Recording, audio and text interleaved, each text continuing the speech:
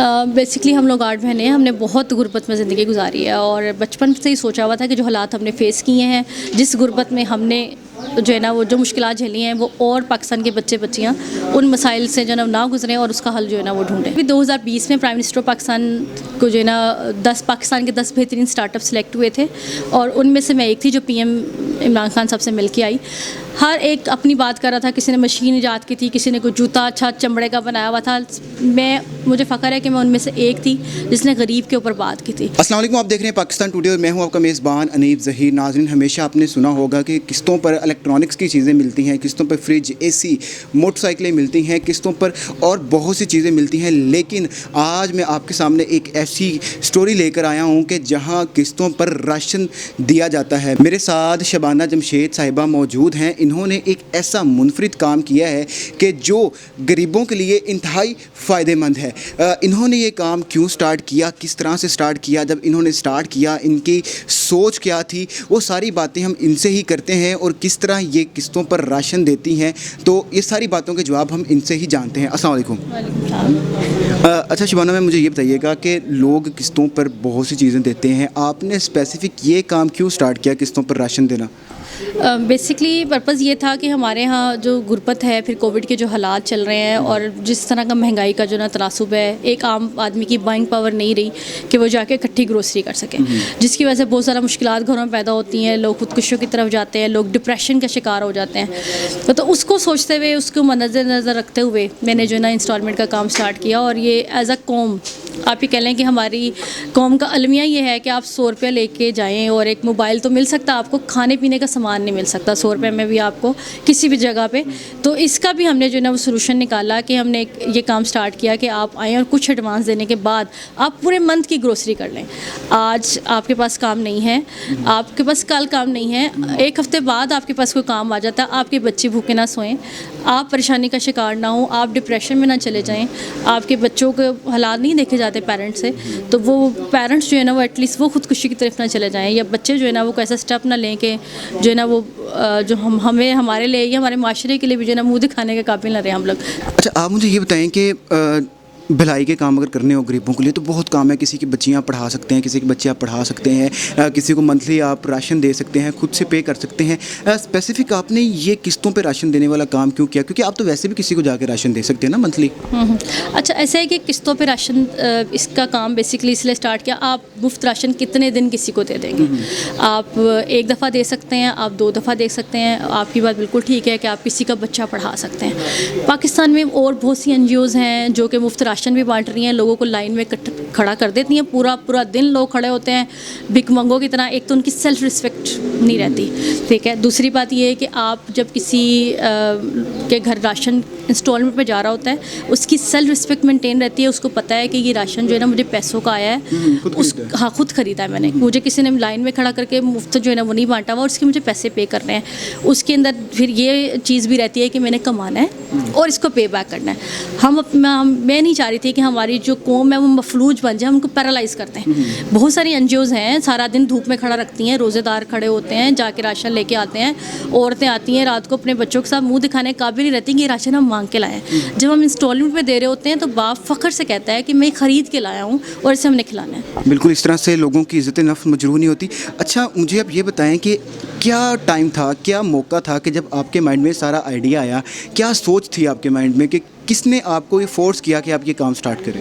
Force तो basically हमारे बचपन में बहुत बुरे हालात हमारे रहे, इस तरह के हालात भी रहे कि आज खाने को है तो कल खाने को नहीं है। फादर और फिर मदर, उसके बाद 8 बहनें, हम लोग 8 बच्चों को लेके उनको पढ़ाना खिलाना और ये सारा चीज़ मैनेज करना बड़ा मुश्किल होता था।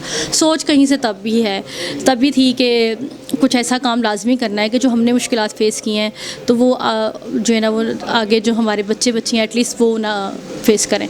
तो उसी सोच को मद्देनज़र रखते हुए आइडिया कहीं जहन में था, लेकिन ज़ाहिर है हर चीज़ को करने में स्ट्रगल लगती है। ये कोई फिल्मी लाइफ नहीं है कि पहिया घूमा और हम अमीर हो गए और हमने जो है ना काम स्टार्ट कर लिया। बहुत मेहनत की है, बहुत सालों की मेहनत के बाद फिर अल्लाह ताला ने कुछ इस काबिल किया है कि वही चीज़ जो हमारे पे गुजरी है हम उससे लोगों को कैसे बचा सकते हैं। किस तरह से आप किस्तों पे देते हैं राशन, क्या प्रोसेस क्या है आपके पास? प्रोसेस ये है कि आप सिंपली आप आए फाइन लिविंग के पास आज आते हैं तो आपके आईडी कार्ड की कॉपी हम लोग लेते हैं, घर का बिल लेते हैं और एक तस्वीर। उसके बाद हम एक फॉर्म फिलअप करते हैं, कस्टमर से कहते हैं कि ये स्टोर है, आप इसमें ट्रॉली कर लें। बिल्कुल कस्टमर उसी तरह जिसमें किसी बड़े मार्ट में ट्रॉली करता है, अपना सामान उसमें डालता है और काउंटर पे आ जाता है और देन वो अपनी मर्ज़ी की शॉपिंग करके चला जाता है। फिर हम कुछ एडवांस लेने के बाद उसको ईज़ी पूछने कि आपको कैसे ईज़ी है। वो कहता है कि मैं पैसे डेली दे सकता हूँ, 100 रुपये डेली दे सकता हूँ, 50 रुपये डेली से दे सकता हूँ, मैं वीकली दे सकता हूँ। तो हम उसकी आसानी के लिए इंस्टॉलमेंट बना के उसे पैसे जो है ना पे बैक करते हैं। एक महीने का राशन का जो रिटर्न होता है वो एक महीने में आ जाता है, वो अब कस्टमर पे डिपेंड करता है कोई डेली आपको पे कर दे या आपको वीकली पे कर दे? बेसिकली जो दिहाड़ीदार लोग हैं, जो रेडियाँ लगाते हैं, जो डेली वेजेस होते हैं, उनके लिए बड़ा इजी होता है कि 100 रुपया रोज़ दे देना।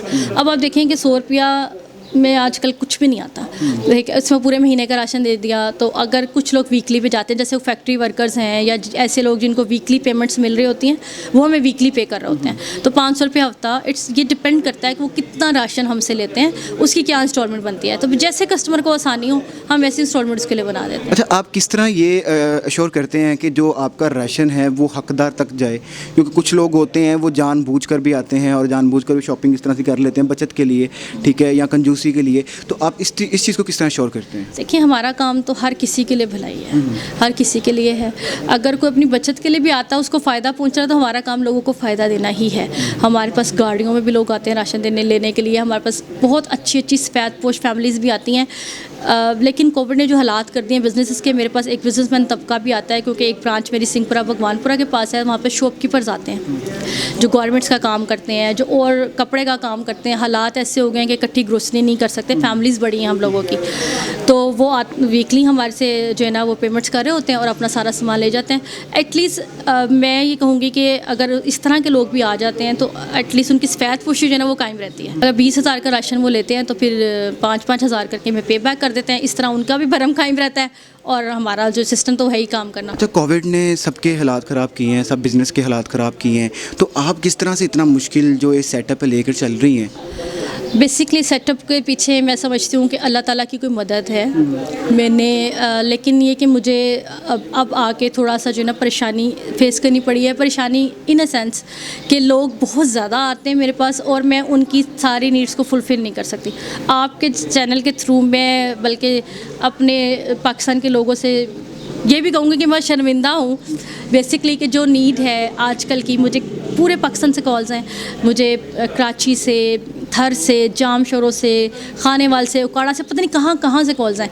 लेकिन मैं अकेली जो है ना वो इस महाज पे हूँ, तो अभी तक मैं जो है ना उनसे माजरत कर लेती हूँ, जिसकी मुझे बड़ी एम्बेरसमेंट है कि मैं जो नीड है और नीड ऑफ द डे है आज पाकिस्तान की, मैं उस पर पूरा नहीं उतर पाई। अच्छा, आपने मुझे बताया कि आपके पास इन्वेस्टर्स भी नहीं हैं। जितना आप कर रही हैं, आपकी पहली ब्रांच भी है, दूसरी ब्रांच भी है और भी आगे ब्रांच है, खुद से कर रही हैं, तो इसकी क्या वजह है कि आपने कोई इन्वेस्टर वगैरह भी नहीं साथ रखा हुआ? इन्वेस्टर्स मेरे पास आके बैठते हैं, लेकिन हर इन्वेस्टर का एक अलग पर्सपेक्टिव होता है। अगर आप मेरे पास आके बैठे और कहें कि हमने जो है ना हमारा पर्सपेक्टिव सिर्फ प्रॉफिट कमाना है, तो वो मेरा बिज़नेस नहीं है।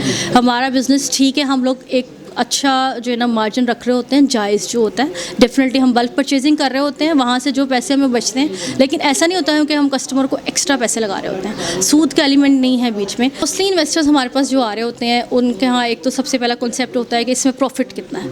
आप जब प्रॉफिट को देखेंगे, भलाई को नहीं देखेंगे, तो वो डेफिनेटली मुझे सूट नहीं करता। फिर वो कहते हैं कि इसमें सूद का एलिमेंट शामिल करें, और मैं सूद का एलिमेंट शामिल नहीं करना चाहती। तो इसी वजह से शायद को अल्लाह ताला की मदद है कि आज मेरे पास जो है ना वो 3 ब्रांचेस जो है ना वो हैं।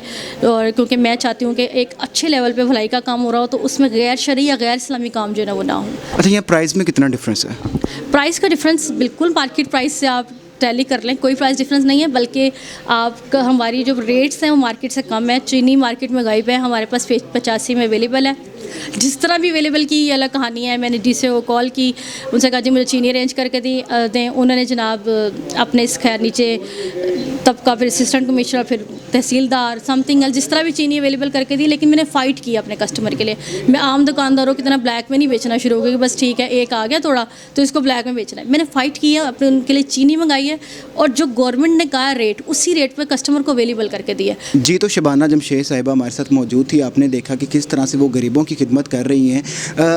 किस्तों पे राशन देने का जो मकसद इनका ये है कि जब भी कोई गरीब आता है किसी से फ्री में राशन लेता है या वो लोग उनको डोनेट कर देते हैं तो उनकी इज़्ज़त तो मजरूर लाजमी होती है, लेकिन यहाँ पर अगर कोई गरीब आता है तो वो थोड़े पैसे एडवांस देकर उसके बाद अपनी इस्तात के अकॉर्डिंग वो मंथली या डेली बेसिस पे इनको पे कर देता है, जिससे उसकी इज़्ज़त मजरूह नहीं होती। ये एक नेक कॉज़ है। हमारी दुआएं हैं शबाना जमशेद के लिए कि अल्लाह इनके काम में और बरकत डाले और गरीबों का भला हो सके। मुझे दीजिए इजाज़त। अल्लाह हाफिज़।